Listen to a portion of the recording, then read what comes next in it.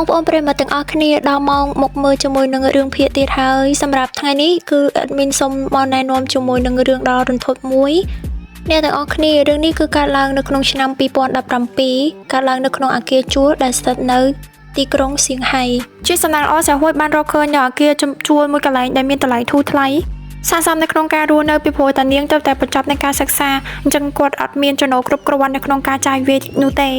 គ្រាន់តែអគារមួយកន្លែងនោះគឺមានរាងជាចំណាស់បន្តិចក៏ប៉ុន្តែនៅតែអាចធ្វើការរស់នៅបានដោយសារតែមានសម្ពាធពីគ្រួសារសហួយក៏សម្រេចចិត្តថាជួលនៅក្នុងអគារនេះតែម្ដងប្រហែលថ្ងៃក្រោយមកក៏ទទួលបានសម្លេងរំខានជុំវិញពីអ្នកបន្ទប់ចិត្តខាងរបស់នាងទ្រព្យបានក៏ចេញទៅខាងក្រៅខ្សែគម្រាមថាខ្ញុំនឹងប្តឹងប៉ូលីសបើសិនជានៅតែរំខានទៀតភ្លាមនោះសម្លេងក៏បានស្ងាត់នាងក៏គិតថាការនិយាយរបស់នាងមានប្រសិទ្ធភាពដោយយល់ថានៅក្នុងបន្ទប់នីមួយៗសុទ្ធតែមានមនុស្សស្នាក់នៅនាងក៏បានធ្វើការដើរទៅជិតមុខបន្ទប់នីមួយៗហើយធ្វើការគោះទ្វារនិយាយទៅកាន់អ្នកជិតខាងជាការរាប់អានគួរសមប៉ុន្តែអ្វីដែលគួរឲ្យភ្ញាក់ផ្អើលពីបន្ទប់មួយទៅបន្ទប់មួយគឺអត់មានអ្នកឆ្លើយតបនោះទេចូលបរិបបន្ទប់នេះឃើញនារីម្នាក់នៅក្នុងនេះនាងក៏ធ្វើការបើកទ្វារចូលទៅសត្វប៉ះបរិសម្នាក់នេះសហួយក៏បាននិយាយថាតើលោកស្នាក់នៅបន្ទប់នេះមែនទេជាមួយនឹងមាត់ស្រីរបស់លោកតើមែនដែរឬទេសួរយ៉ាងម៉េចក៏គាត់នៅកាន់មិនឆ្លើយជាមួយសហួយដែរសហួយក៏លេចឃើញបរិសុទ្ធនេះសម្លាច់មែនទែនពាក់សិតតែខ្សែកព្រះហើយក៏បានដើរចេញទៅដោយមិនបាននិយាយពីអ្វីមួយម៉ាត់ជាមួយនឹងសហួយសោះមិនទាន់បានស្ងប់ប្រហែលថ្ងៃផងស្រាប់តែមានការរំខានពីអ្នកជិតខាងទៀតហើយធ្វើឲ្យសហួយគាត់មានការខឹងទាញម៉ាស៊ីនស្វានអញ្ចឹងដើម្បីរំខានទៅអ្នកជិតខាងរបស់គាត់វិញភ្លាមនោះសត្វតែលឺសំឡេងស្រែកនៅខាងក្រៅហើយនាងក៏ចេញទៅមើលស្រាប់តែឃើញនារីម្នាក់ដួលនៅមុខបន្ទប់អូនាងគឺជាក្មេងស្រីនៅបន្ទប់លេខ5តាសហួយក៏ស្ទុះទៅលើកនារីម្នាក់នោះឡើងហើយក៏ទាញចូលទៅក្នុងបន្ទប់និយាយសន្ទនាគ្នាមួយយូរទើបដឹងថានាងគឺជាសង្សាររបស់អប៉ែមួយដែលគាត់បានឃើញពីថ្ងៃមុនហើយកលេចចុះកលេចឡើងក៏ឃើញរបួសពេញខ្លួននារីម្នាក់នោះសហួយខឹងខ្លាំងណាស់ព្រាមនោះក៏គាត់ដឹងថាបរិសុទ្ធអ្នកនោះប្រកាសជាធ្វើបាបនារីម្នាក់នេះហើយគាត់ចង់ទៅសងសឹកក៏ប៉ុន្តែនារីម្នាក់នោះចាប់ដៃគាត់ជាប់ប្រាប់ថាអត់អីទេដោយសារតែនាងអត់មានទាហើយត្រូវនៅជាមួយនឹងមិត្តផលរបស់នាងព្រោះនាងអត់មានការងារធ្វើទេអញ្ចឹងត្រូវបង្ខំចិត្តនៅជាមួយអ្នកប្រុសនឹងដឹងសាច់រឿងឲ្យសហួយអាណិតក្មេងស្រីម្នាក់ហ្នឹងក៏បានឲ្យក្មេងស្រីម្នាក់ហ្នឹងនៅជាមួយគេតែម្ដង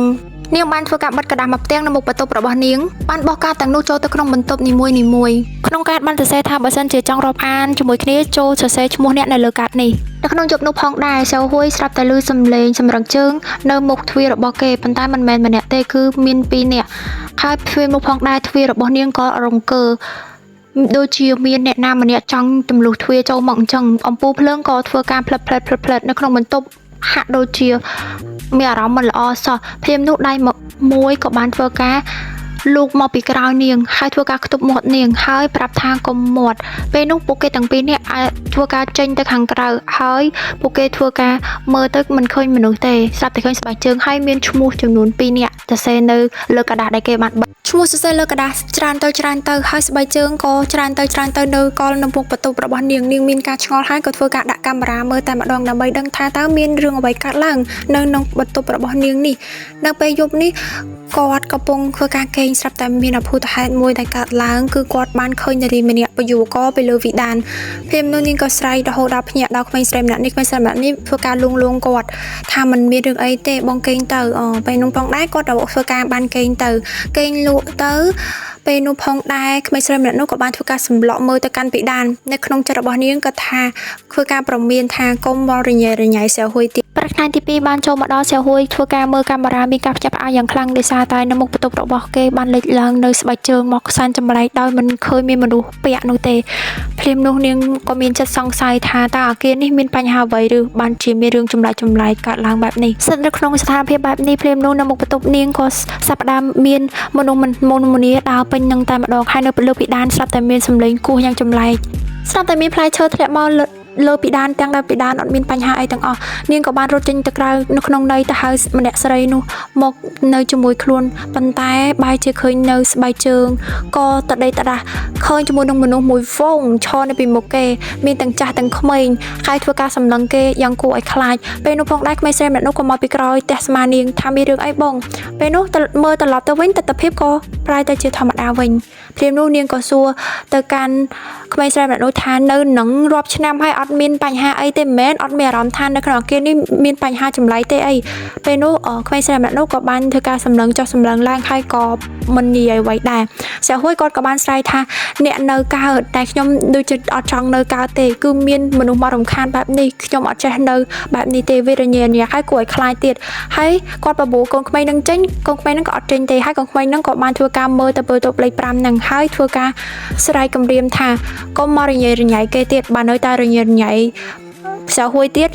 គាត់នឹងមិនទុកឲ្យអ្នកទាំងអស់គ្នារស់បានស្រុកទេស្រីហួយដែលសារតែភ័យខ្លាចពេកក៏បានធ្វើការត្រឡប់ទៅរកផ្ទះរបស់គេវិញប៉ុន្តែអ្នកផ្ទះរបស់គេបានធ្វើការស្ដីបន្ទោសទៅដល់ស្រីហួយថាធំប៉ុណ្ណានៃហើយនៅរកបន្ទប់ជួលខ្លួនឯងបានទៀតអត់មានសមត្ថភាពមិនចង់ញ៉ាំ free គេង free មែនហើយពេលនោះផងដែរស្រីហួយគាត់ក៏ធ្វើបាក់គាត់ត្រូវការបន្ទប់ជួលផ្សេងទៀតប៉ុន្តែនៅតែរកមិនឃើញដោយសារតម្លៃថ្លៃពេកនាងក៏សម្រេចចិត្តចូលទៅក្នុងបន្ទប់ជួលចាស់របស់នាងវិញហើយនាងក៏បានទៅរក